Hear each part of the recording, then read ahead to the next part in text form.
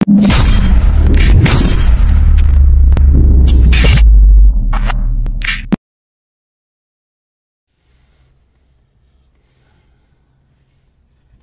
good morning.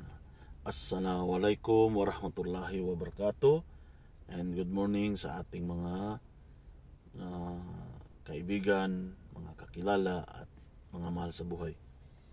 So, alhamdulillah, magsishare lamang tayo ng naway ito ay mapulutan natin ng aral sa ating sarili o sa ating buhay.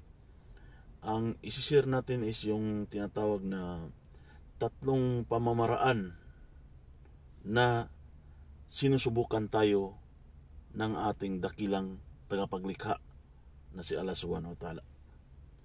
Ang unang pamaraan na pagsubok ay yung mayroong mga bagay na minamadali o mabilis na ipinagkaloob sa atin ng ating dakilang tagapaglikha. Mga bagay na mga ninanais mo sa iyong buhay dito sa ibabaw ng mundo, na kung saan ibinibigay niya ito kaagad sa iyo. Dito, sa bagay na ito, ikaw ay sinusubukan, kapatid, kaibigan, kakampi, mahal sa buhay. Ikaw ay sinusubukan kung gaano ka magpagpapasalamat sa Kanya. Sapagkat kapag may bibigay sa iyo ang dakilang tagapaglikha at hindi mo ito nabigyan ng pagpapasalamat sa araw-araw na kung saan napakasarap ng buhay mo, lahat ng mga ninanais mo ay nagagawa mo, at hindi mo ito nabigyan ng pagpapasalamat, katotohanan, ikaw ay walang utang na loob sa iyong dakilang tagapaglikha. Pangalawa, mayroong mga bagay na ninanais natin na minsan hindi natin ito kaagad nakakamit. Hindi ito binibigay kaagad ni Allah Subhanahu wa Ta'ala.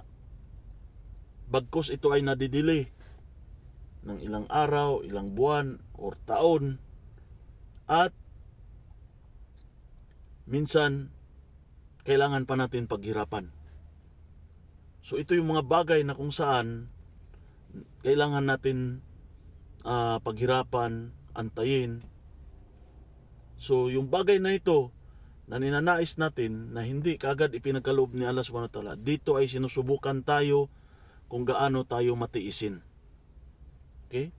Sabi pa ni Allah Subhanahu wa Ta'ala sa banal na Quran, innallaha masabirin.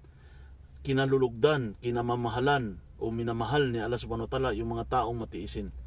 So dapat tayo magtiis sa mga bagay na ninanais natin kung hindi ito natin nakakamit kaagad. Maaring nadidili ito o kailangan nating masusing pagpursige upang ito ay makamit at ipagkaloob sa atin ng dakilang tagapaglikha na si Allah Subhanahu wa Ta'ala. Mayroon naman mga bagay, pangalawang bagay na minsan ito ay hindi ibinigay ni Allah Subhanahu wa Ta'ala sa atin. Mayroon tayong mga nais sa ating buhay dito sa ibabaw ng mundo. Anumang bagay na yan, karangyaan, nakakabuti, nakakaayos sa ating sarili, ay hindi ito ipinagkaloob sa atin ng dakilang tagapaglikha ni Allah Subhanahu wa Ta'ala, na si Allah Subhanahu wa Ta'ala. Bakit? Bakit hindi yan binigay? Marami sa atin ang nalulungkot, nawawala ng pag-asa dahil ito na binibigay sa Kanya. Tandaan natin mga kapatid, kung ikaw ay marunong mag-unawa at lawakan mo yung pag-iisip at sa puso mo, ang mga bagay na yaon maaring hindi ipinagkaloob sa iyo dahil baka ito ay makakasama sa iyo. May mga bagay na hindi pinagkaloob ng ating dakilang tagapaglikha sapagkat ito ay maaring magbibigay sa iyo ng kapinsalaan, magbibigay sa iyo ng hindi makatwiran, makatarungan na tao bilang isang tao. So yan ay dapat natin ipagpasalamat pa rin sa Kanya, sapagkat nilayo tayo doon sa mga bagay na kung saan baka ito ay magiging dahilan ng ating pagkaligaw, lalong pagiging masama, or maging ito ay hindi ikagabuti sa ating sarili o sa ating pamumuhay. So yun ang mga bagay na iyon.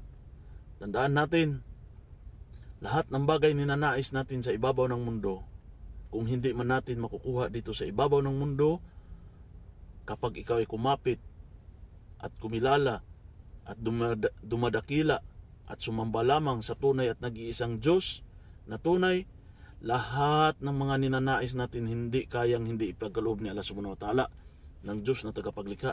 Bagkus maari ito ay kanyang ibibigay doon sa kabilang buhay at mas mainam pa. Papalitan niya ito ng mas mainam pa doon sa ninanais mo.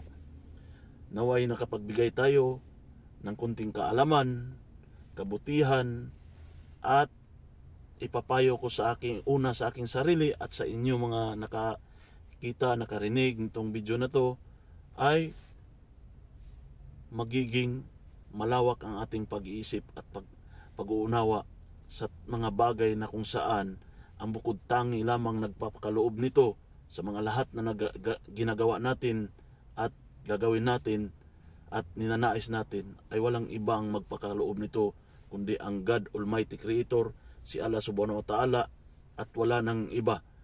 We can do nothing without Him. He is the most, or He is the best of the best. He is, kumbaga, siya yung pinaka provider ng lahat ng ninanais natin, maging dito sa ibabaw ng mundo hanggang sa kabilang buhay.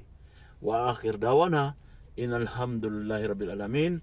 Assalamualaikum warahmatullahi wabarakatuh.